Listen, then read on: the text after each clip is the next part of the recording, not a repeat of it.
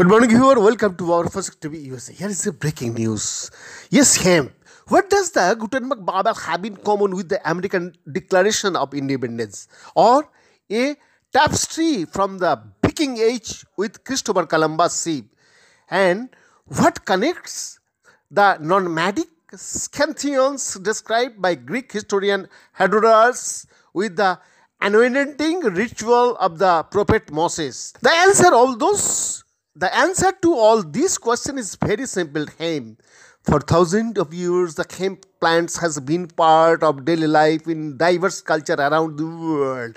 Not only the mother plant of various narcotics, it has been used to make paper or textiles and for medicinal purposes too. As Germany plans to legalize cannabis, it is high time to dispel the myths surrounding the herb and instead focus on its rich cultural history. The origins of hemp. Researchers agree that hemp originally came from Asia with archaeological excavations in Japan. For example, sewing hemp have been collected by people there for at least 10,000 years. With prehistoric hemp remains have also been found in India, Thailand and Malaysia. Discoveries in what is now China prove that people in the region produced textiles from hemp fibers from around 4000 BC at the latest.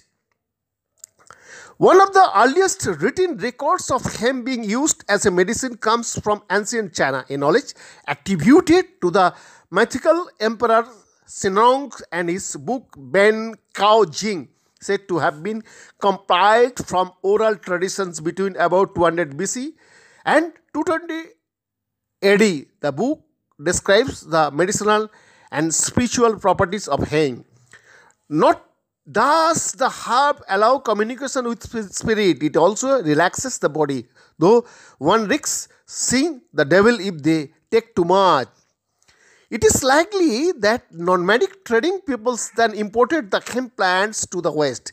In 5th century BC, Greek historian Herodotus described the Scythian people who lived on the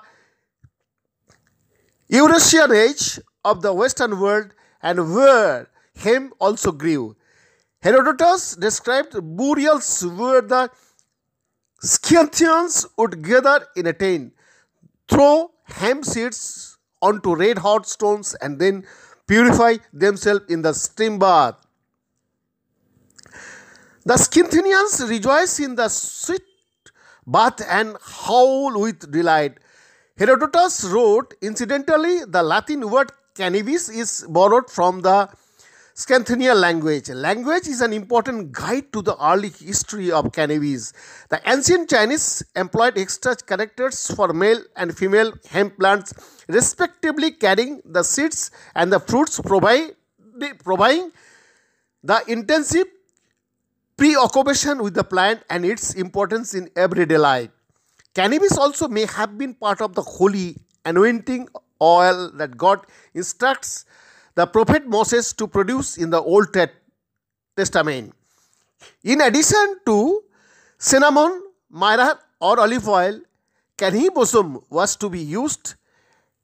Anthropologist Sula Bennett theorized that this Hebrew word was later mistranslated into Greek. So instead of calamus or spice cane as labeled in the German standard translation of the Bible, it actually meant cannabis.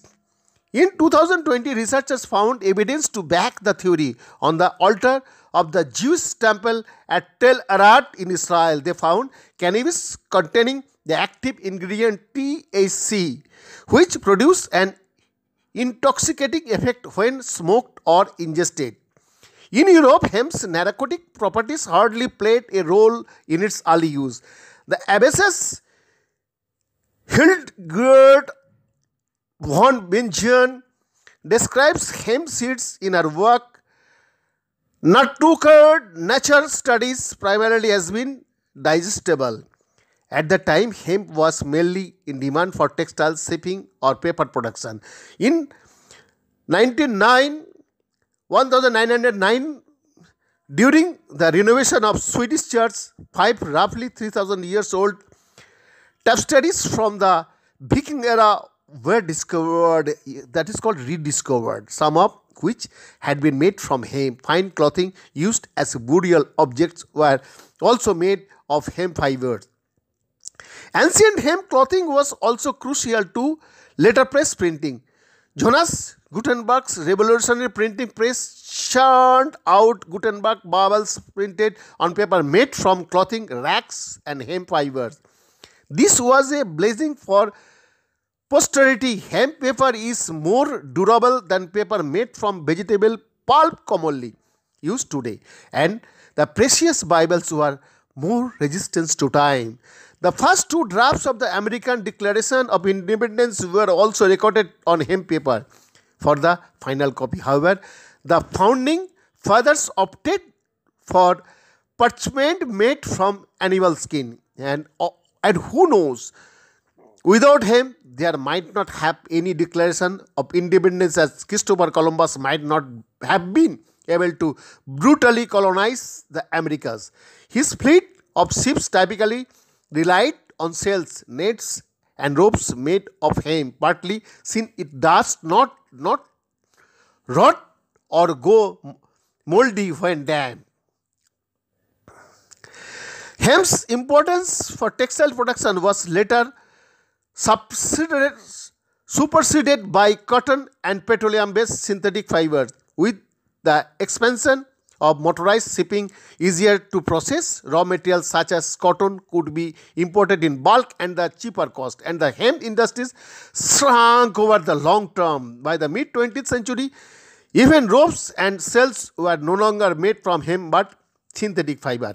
Hemp's demise happened with the active support of Harry Anslinger, who, as head of the top US Drug Enforcement Administration, promoted the demonetization of cannabis for over 30 years. The oil industries rejoiced, but the war on hemp failed in the long run. Not only are increasing numbers of countries worldwide legalizing the use of cannabis, but companies are also better on hemp.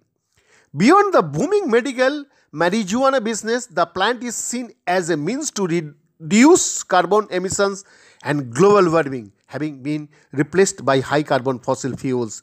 Rediscovering and developing such non-petroleum based technologies may not be the sole cure all, but hemp at least be a building block to a more sustainable economy, as history shows it was worked before. Beyond the report for Sector